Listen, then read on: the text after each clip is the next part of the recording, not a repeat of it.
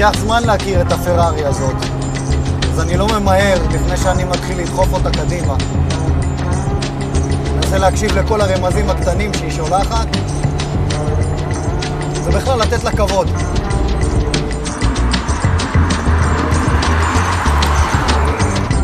אתה נכנס וברגע הראשון הכל קשה, העגל לא מתוגבר, לקלאץ' אתה צריך להכניס את הרגל חזק, הברקס לא מרגיש לך נוח בתוך הרגל, בכלל הדוושות ממוקמות יותר מדי ימינה. ההגה הזה של מומו יושב לך בדיוק במרחב בין הידיים, וזו תחושה מצוינת. אין את הכרית אוויר, יש לך רק את הסמל של פרארי, את הסוס הזה שצוחק אליך, ומהר מאוד אתה מרגיש שאתה נוסע במשהו אחר.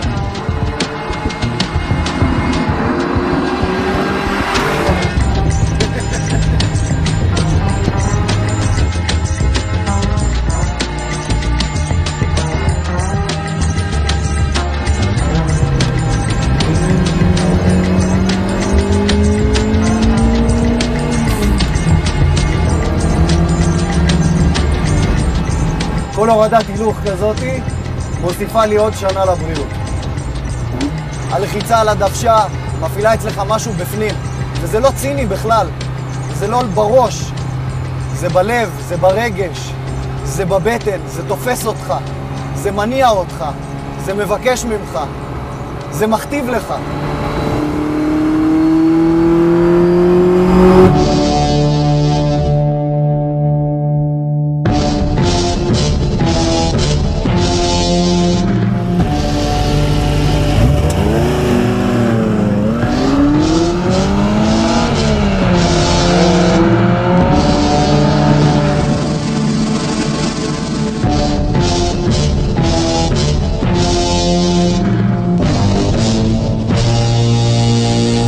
כמו אריה או פומה שמתגנב על הטרף שלו, והטרף לא יודע בכלל שהוא שם. אתה מחכה לרגע הנכון, וכשהרגע הנכון מגיע,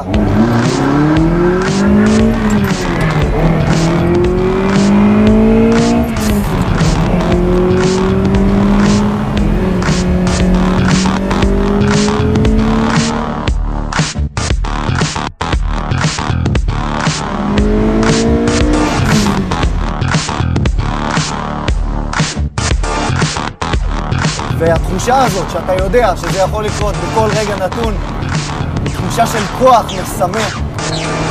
הצליל הזה.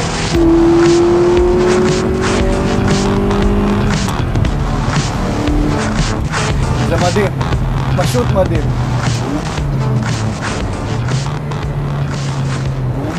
80% מהזמן הייתי לבד, רק אני והאוטו, ואז ברגע אחד, כשהתקרבנו למבצר אנטיפטריס, למועדון החמש שחגג את האירוע שלהם, פתאום הפכתי להיות אחד מתוך נחיל של מכוניות אספנות, כל אחת בצבע אחר, כל אחת בטעם אחר. חלק באים עם הקדילק הארוכות שלהם וחלק עם הקורבטים, הגיעו האיטלקים עם האלפות והפיאטים, והגיעו היגוארים, ופתאום אתה הופך להיות מחובר למאות האנשים שהגיעו לצהריים אחד, פשוט, בלי יותר מדי פרסום, בלי יותר מדי רעש, לחגוג תרבות מוטורית.